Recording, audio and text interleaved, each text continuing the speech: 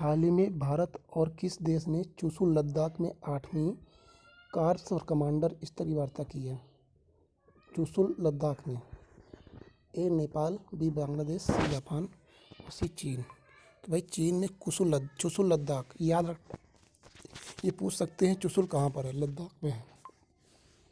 तो उद्देश्य क्या था इसका? सीमा क्षेत्रों में संयुक्त रूप से शांति और धीरज बनाए रखना।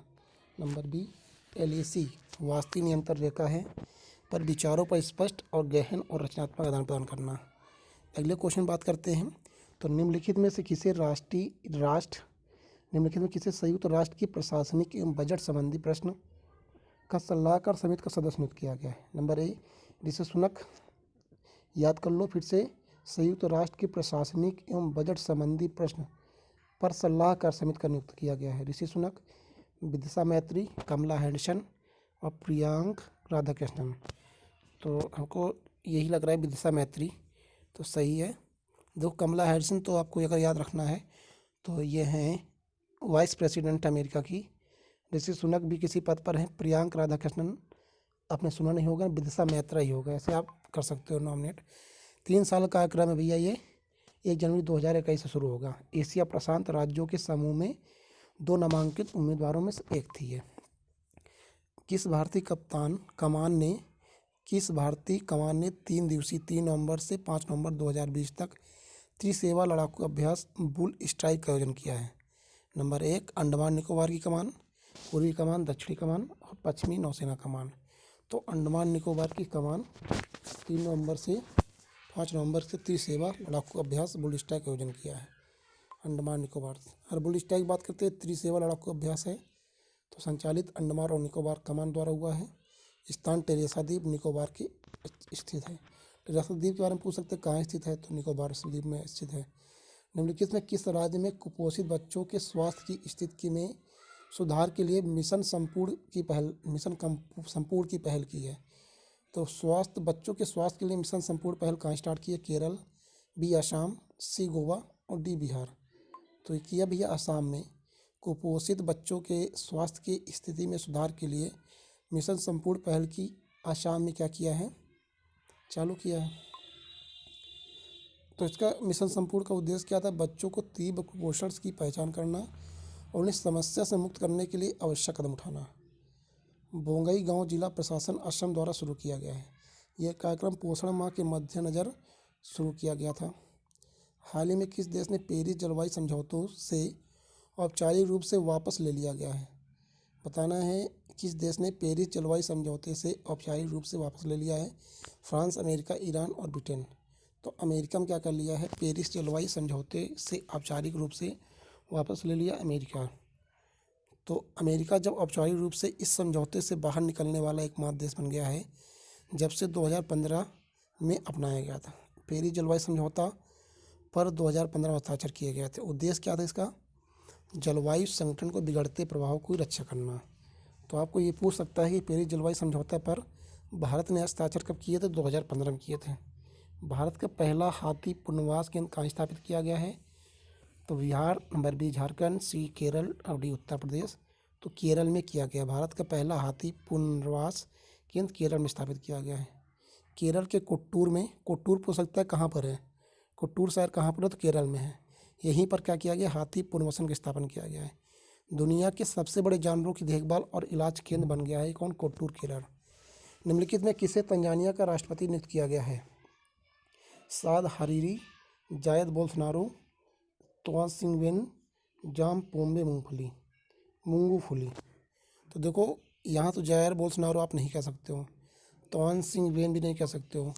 तब ये 2 ऑप्शन में साद हरीरी और जान पोम्बे मूंगफली बचे हैं। तो मूंगफली याद कर लेना भैया, तंजानिया मूंगफली बहुत खाई जाती है और वही बन गए जान पोम्बे मूंगफली। ये दूसरे कार्य के लिए शपथ दिलाई गई है। इन्हें तंजानिया के 5वें राष्ट्रपति के रूप में चुना गया है। 2015 से इस पद पर है। क्या बात है।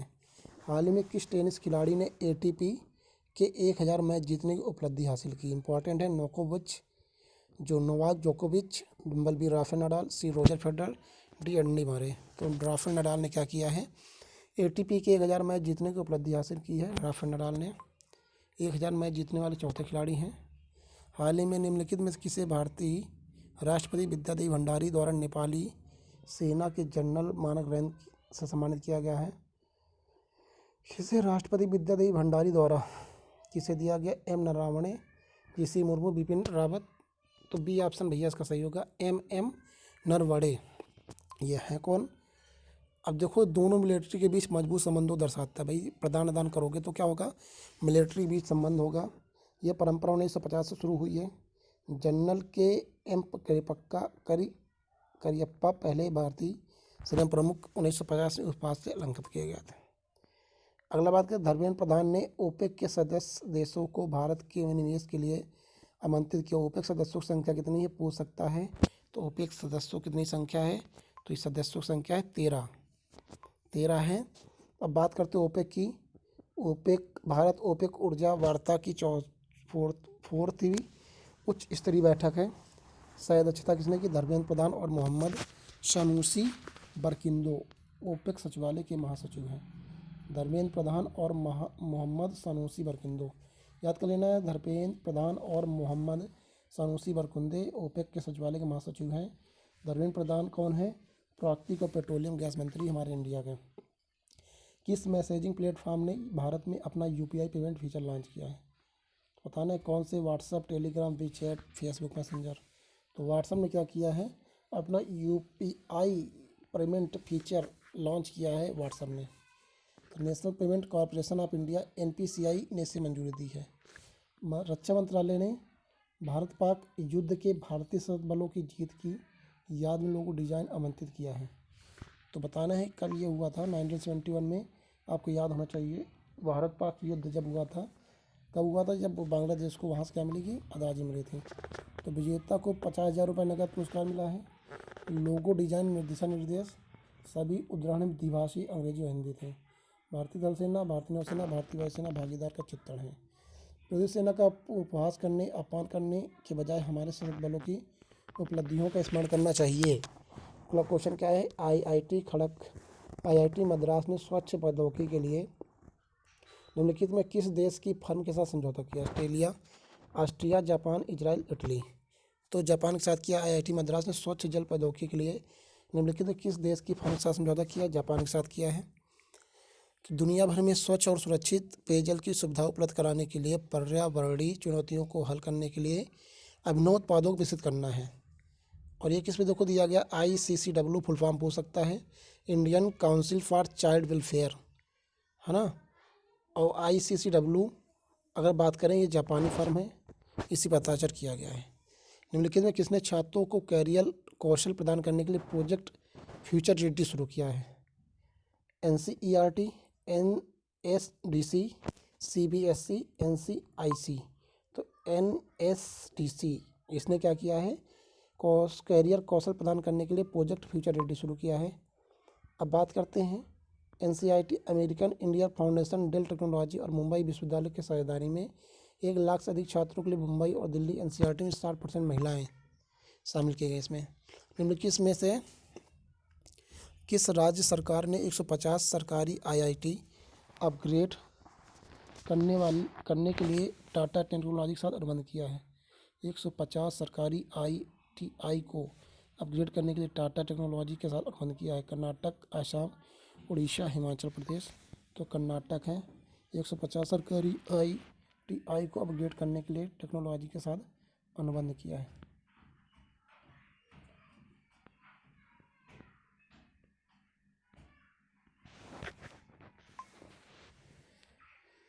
तो बात करते हैं 4,636.50 करोड़ रुपए की लागत में 150 सरकारी IIT को अपग्रेड करने के लिए प्रत्येक ITI को 30 करोड़ रुपए की लागत का अपग्रेड किया गया है।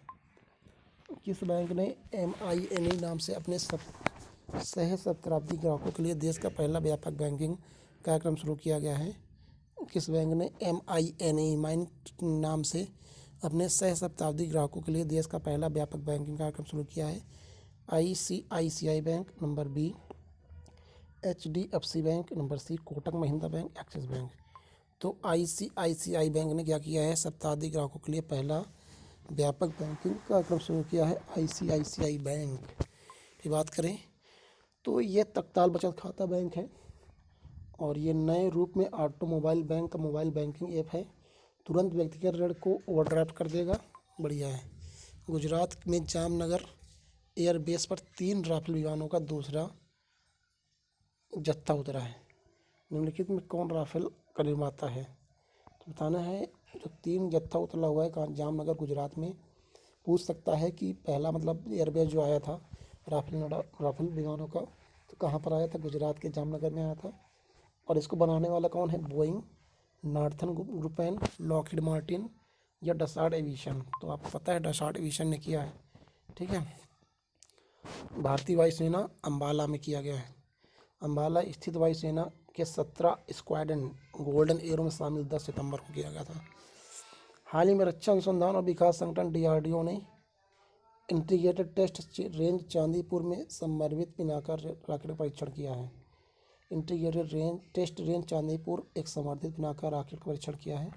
आंध्र प्रदेश में, राजस्थान, उड़ीसा, तमिलनाडु। बताना चांदीपुर कहाँ पर है? तो पता है भाई, उड़ीसा में है Chandipur. Integrated test range Chandipur, Orissa. Pinaka बात करते हैं, ये कैसी रॉकेट है? मल्टी बैरल रॉकेट लॉन्चर है। विकसित हुआ है किसके द्वारा? रक्षा अनुसंधान विकास संगठन डीआरडीओ द्वारा। अगला क्वेश्चन बात करते हैं, हाल ही में किस राज्य ने आशा प्रोत्साहन भुगतान की निगरानी हेतु आशा पे ऐप लॉन्च किया है? तो आशा पे ऐप लॉन्च किया नंबर के 1 Madhya Pradesh, number B Haryana, number C Bihar, number D Maharashtra. तो हरियाणा ने क्या किया? आशा प्रोत्साहन भुगतान की निगरानी हेतु आशा पे ऐप लॉन्च किया, हरियाणा ने किया है।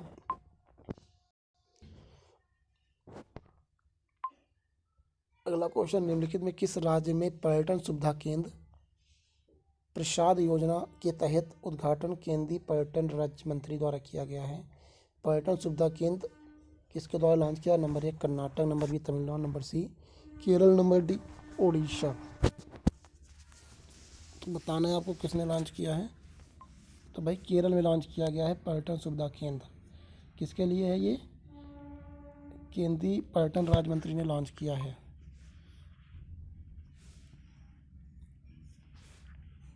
प्रहलाद सिंह पटेल है भाई। केंद्रीय अगर बात करें कि केंद्रीय राज्य मंत्री और पर्यटन संस्कृति मंत्रालय कौन है? श्री प्रहलाद सिंह पटेल। निम्नलिखित में किस देश के सैनिकों ने बांग्लादेश के साथ कार्ट CARAT बांग्लादेश 2020 अभ्यास शुरू किया है? तो कार्ट बताना है किसने चालू किया? जापान ने, कि ऑस्ट्रेलिया ने, कि अमेरिका ने, कि भारत ने? तो भाई अमेरिका ने चालू किया है। किसके साथ? बांग्लादेश की नौसेना के साथ। सहयोग, बचाव, तत्परता और परीक्षण बांग्लादेश 2020 भाई इनके साथ क्या किया? कर लिया है। निम्नलिखित में किसने हाल ही में नेबरहुड प्रशिक्षण चैलेंज लॉन्च किया है? नेबरहुड प्रशिक्षण चैलेंज किसने लॉन्च किया है? हरदीप सिंह पुरी ने नेबरहुड प्रशिक्षण चैलेंज लॉन्च किया है। निम्नलिखित में से 40वें सार्क वित्त गवर्नर की बैठक की अध्यक्षता की है?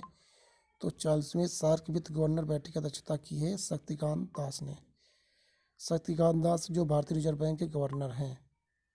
निम्नलिखित में से किस राज्य के वन विभाग द्वारा 5 से 12 नवंबर 2020 के तक 25 सप्ताह मनाया गया है? तो महाराष्ट्र सरकार द्वारा 5 से 12 नवंबर तक 25 सप्ताह मनाया गया है। सलीम अली के उसमें किया जाता है। निम्नलिखित में किसे professor AN Bhaduri memorial lecture award 2020 professor AN Bhaduri memorial lecture award 2020 सम्मानित किया गया है? सुशांत कार को किया गया है। सुशांत कार को, ये लखनऊ CSRI लखनऊ वैज्ञानिक है, शोधकर्ता हैं। लिस्मैनिया डोनोवानी कालाजार परजीवी रोग जनन क्षमता एवं उसके अस्तित्व के रणनीति समझने के लिए किया गया है। प्रसार भारती ने अंतरिक्ष अनुप्रयोग के लिए भास्कर 4 राष्ट्रीय संस्थान के साथ कितने शिक्षा टीवी चैनल लॉन्च करने के लिए एक समझौते ज्ञापन हस्ताक्षर किए हैं? तो भारतीय प्रसार भारती ने अंतरिक्ष अनुप्रयोग के लिए भास्कराचार्य राष्ट्रीय संस्थान के साथ कितने शिक्षा टीवी चैनल लॉन्च करने के हस्ताक्षर किए हैं? तो 51 के साथ किए इन्होंने। भारतीय अंतरिक्ष अनुसंधान संगठन इसरो ने 7 नवंबर को EOSO-1 प्रशिक्षण कार्यक्रम निर्धारित किया है। EOSO-1 क्या है? एक संचार उपग्रह है। क्या है बताना? अर्थ ऑब्जर्वेशन सैटेलाइट है। EOSO-1 क्या है? एक अर्थ ऑब्जर्वेशन है। ठीक है। देखो इसरो की बात कर लेते हैं। तो इसरो क्या है, 15 अगस्त 1969 में इसका स्थापना हुई थी। मुख्यालय बेंगलोर में है और के सिवान अध्यक्ष हैं। गंगा उत्सव 2020 को गंगा को राष्ट्रीय नदी दर्जा दिए जाने की वर्षगांठ के रूप में मनाया गया है। किस वर्ष गंगा को राष्ट्रीय नदी के रूप में मान्यता दी गई थी? तो बताने भैया, इसमें 2008 को दिया गया है, गंगा को राष्ट्रीय नदी दी गई है। तो 4 नवंबर 2000 गंगा को राष्ट्रीय नदी दर्जा दिया गया था। गंगा उत्सव 2020 2 नवंबर से 4 नवंबर तक मनाया जाता है। स्वच्छ गंगा के लिए राष्ट्रीय मिशन जल शक्ति मंत्रालय द्वारा ने मनाया है। हाल ही में किस राज्य के मुख्यमंत्री ने युवाओं के साथ जुड़ने के लिए कार्यक्रम काफ़ी विद सीएम की घोषणा की है? काफ़ी विद सीएम की घोषणा गोवा के राष्ट्रपति ने की है। राष्ट्रपति नहीं, सीएम ने। गोवा के सीएम की बात करते हैं प्रमोद सावंत, इन्होंने ही लॉन्च किया काफ़ी विद सीएम। और इससे क्या करेंगे, विभिन्न हिस्सों को दौरा करेंगे और युवाओं को शिकायत का समाधान भी मिल जाएगा इसमें। और फॉर्मेशन बताएं, 30 मई 1987 गोवा को हुआ था राज्य गठन, 30 मई 1987 को। और राज्यपाल भगत सिंह कोश्यारी हैं, ये भगत सिंह कोश्यारी और महाराष्ट्र के भी राज्यपाल हैं। निम्नलिखित में किस राज्य में भारत का पहला टायर पार्क स्थापित किया गया है? टायर पार्क बताना है कहाँ स्थापित किया? पश्चिम बंगाल में स्थापित किया गया है। कचरे को काला में बदलने का लक्ष्य पहला ऐसा टावर पार्क होगा। हाल ही में कितने वर्ष के लिए भारतीय विमानपत्तन प्राधिकरण ने लखनऊ हवाई अड्डे को अडानी समूह के पट्टे सौंपे हैं? बताना कितने वर्षों के लिए सौंपे हैं? तो 50 वर्षों के लिए अडानी को सौंप दिए हैं। मंगलूर AAI मंगलूर हवाई अड्डे कर्नाटक अडानी भी सौंपे हैं। फरवरी 2019 में केंद्र सरकार ने 6 प्रमुख हवाई अड्डों का निजीकरण किया था: लखनऊ, अहमदाबाद, जयपुर, मंगलूर, त्रिवेंद्रम और गुवाहाटी। एक प्रतिस्पर्धी बोली प्रक्रिया के बाद अडानी समूह ने उन सभी 50 वर्षों को चलाने का अधिकार जीते हैं। क्या बात है। मुंबई पोर्ट ट्रस्ट के नए अध्यक्ष के रूप में किसे नियुक्त किया गया है? तो मुंबई पोर्ट ट्रस्ट के रूप में किसे नियुक्त किया गया है? राजीव जलोटा। मुंबई पोर्ट ट्रस्ट के अध्यक्ष के रूप में राजीव जलोटा किया गया है। महिला बाल विकास मंत्रालय के तहत जम्मू कश्मीर के किस जिले में selfie with daughter campaign launch किया गया है? Jammu Kashmir selfie with daughter campaign launch किया है राजौरी द्वारा selfie with daughter campaign launch किया राजौरी द्वारा। उद्देश्य क्या? समाज के एक बालिका के माता पिता होने पर गर्व महसूस करने के लिए प्रेरित करना है। निम्नलिखित में कहाँ प्लास्टिक लाओ मास्क ले जाओ पहल शुरू किया गया है? देहरादून में प्लास्टिक लाओ मास्क ले जाओ अभियान चालू किया गया है। धन्यवाद। प्राइस हाइक होने वाले हैं, तो भाई जिसको अगर लेना हो तो ले लेना।